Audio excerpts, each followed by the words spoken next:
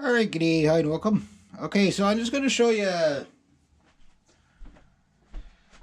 retweaked the tom here, so it's pretty good. I'm just going to play a little bit, and then I'm going to explain something that maybe is somebody else that's new might have noticed themselves. But I really love the way I got the kit set up right now. So I'm going to do a couple of different patterns, like 2-2, 2-2.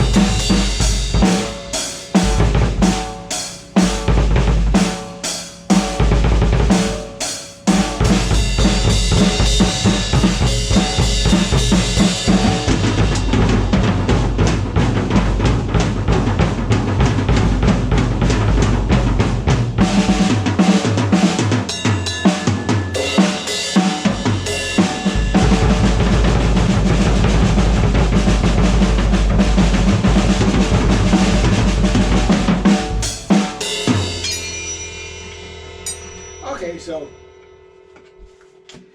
that is so much easier. Even though, okay, I know you suck, dude. You're new, right? Yeah, okay, yeah, I'm a newbie drummer, so I'm kind of suck, right?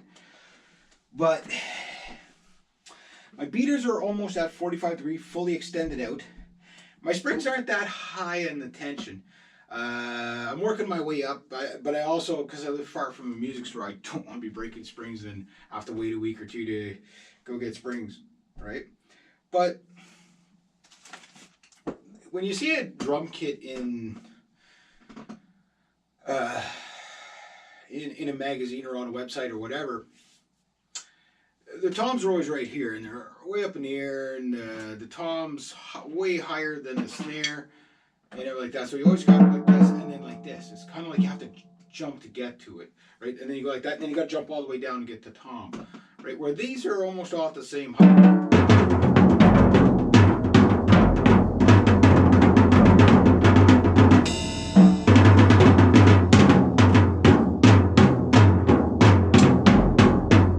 Whatever.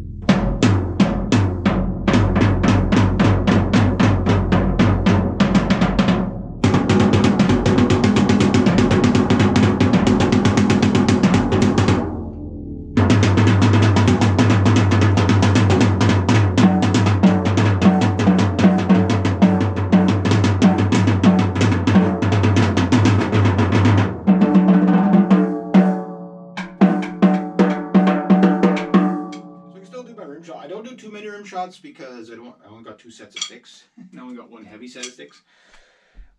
But the thing I notice, okay, the way I've got it set up now, I love the 22-inch bass drum, but it's just one of those big cumbersome things that either the 12 by 9 tom, I love the tom, but where the hell do you put the darn thing? It has to be either this high in the air or way down there, and use it like a floor tom. It's kind of the only thing I can seem to get away with where it's ergonomic, where you're not feeling like you're reaching for stuff.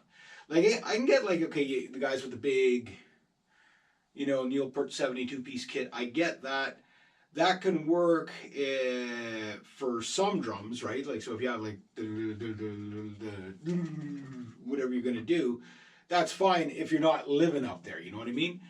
This is where you're gonna live on your hi hat, your snare, one of the floor toms usually, and usually like this is kind of like the core of your kit. Maybe you have another tom there, and maybe one more tom. Like if I had one smaller tom, I'd have it right here, but it'd be something that would be like You know, because it seems like, okay, well, ergonomics. So I'm just going to get all set up. Okay, so this is where I'm ready to play. So my sticks are my hands are naturally like, you know what I mean? So my stick is pointing over there, right?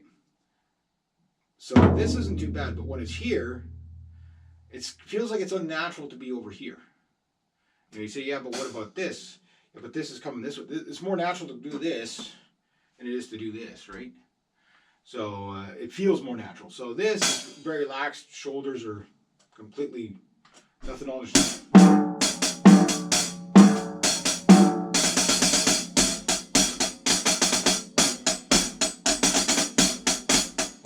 So there's not a lot of stress even on this shoulder, even though I got to kind of bring the stick this way. Like realistically, this half of the drum kit shouldn't exist. Everything should be over here, but you just can't put everything over here, right? Because this is your dominant. Well, if you're right-handed, this is your dominant. So what I'm finding is try to get everything as shifted over here as possible. Someday I'm going to get like a legless hi-hat stand, and I'll be able to bring this back over here where I really like it and just be like this. But I like the idea that I can keep my elbows basically to my sides.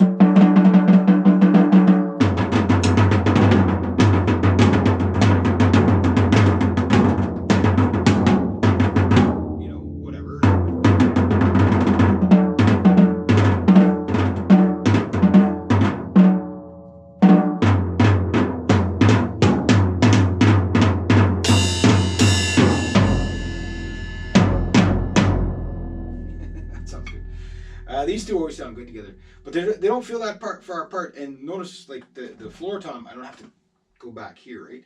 I'd love to have another floor tom, but I don't want something back there because over time it's going to hurt your back. You know what I mean? So right now, I got the double pedal set up pretty much as good as I can get it for now. It's always tweaking, and I've heard one guy, and again, one of these very advanced players saying it took him 2 years to get his drum pedals where he likes them. 2 years. I don't want to take 2 years, right? So what I've been doing is try to critique myself and critique my body as I'm playing. So doing this, right?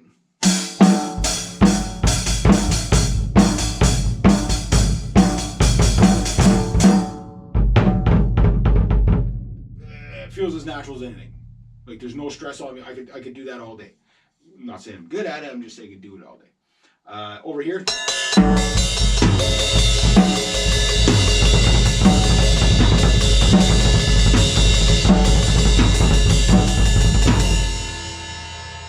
Do that all day. My thighs are not working whatsoever. There's just, I'm sitting in this chair as relaxed. My back's not working. I'm not gargoyling. Now my legs are kind of tired because the past couple of days I've been strangely moving around a lot of boats, like canoes and kayaks and paddle boards, up hills, really steep hills. And so my legs are really dead today. Otherwise, it's just my calf muscles kicking in.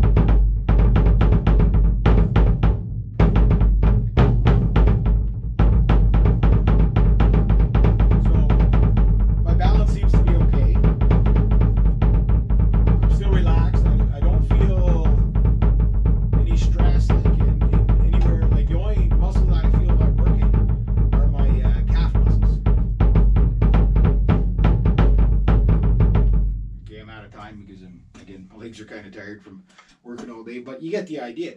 But my ball joints in my legs, like, because when the pedal was out like this, it seemed like I was getting stress and it was starting to tense up there.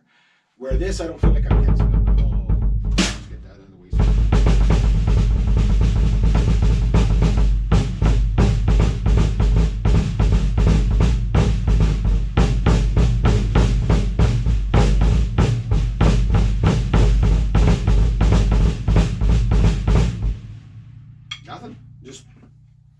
Just calf muscle. So that's good. So if it's just my calf muscle, it means this part of my body's not going to get sore as quick and normally less likely to get repetitive injuries. And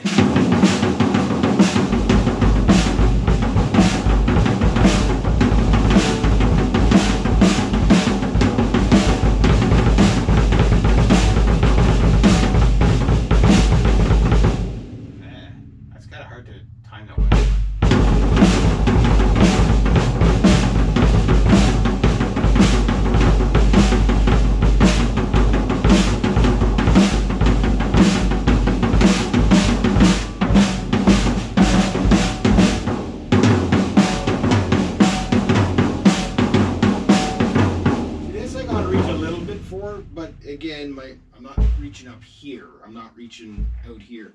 So my back is still nice and straight. So.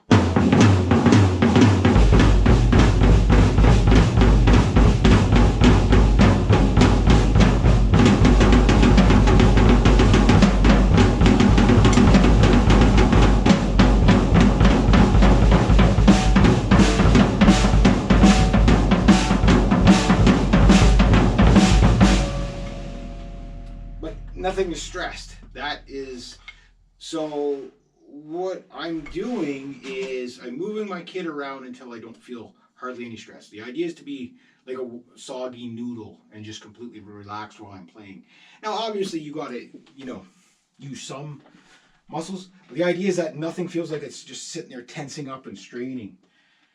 And I think that is going to be the key to learning not only faster, but better. And obviously safer. But anyway, yeah, there we go.